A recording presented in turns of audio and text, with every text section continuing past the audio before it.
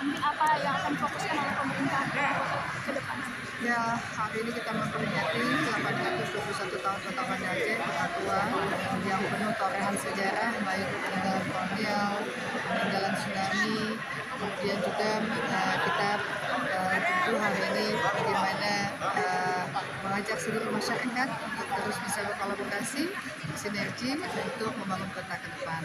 Karena memang kota ini harus bisa menjadi kota yang tangguh, kota di mana kota ini bisa menjadi kota yang inklusif, kota yang maju tapi tidak meninggalkan jati dirinya dengan adab budaya, kemudian masyarakatnya harus betul-betul ke depan adalah masyarakat yang tangguh secara fisik, tangguh secara intelijensi, secara emosional dan secara spiritual.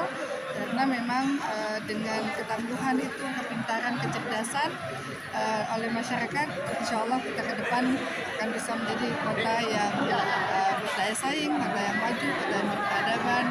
Harapannya mudah-mudahan kami sebagai orang yang diamanahkan bisa betul-betul bisa menjadi khadimul umah, bisa menjadi pelayan terbaik bagi masyarakat kota.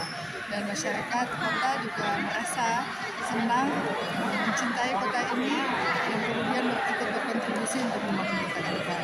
Jadi harapannya insya Allah mudah-mudahan keberadaan kami betul-betul bisa memberikan dampak dari program-program, katakanlah misalnya dari pelayanan dasar, bagi masyarakat, tata kelola pemerintahan yang baik, dan kemudian bagi pelayanan bagi siapapun yang datang ke kota ini, sehingga siapapun yang datang meninggalkan pesan yang baik dan mau kembali lagi ke kota ini.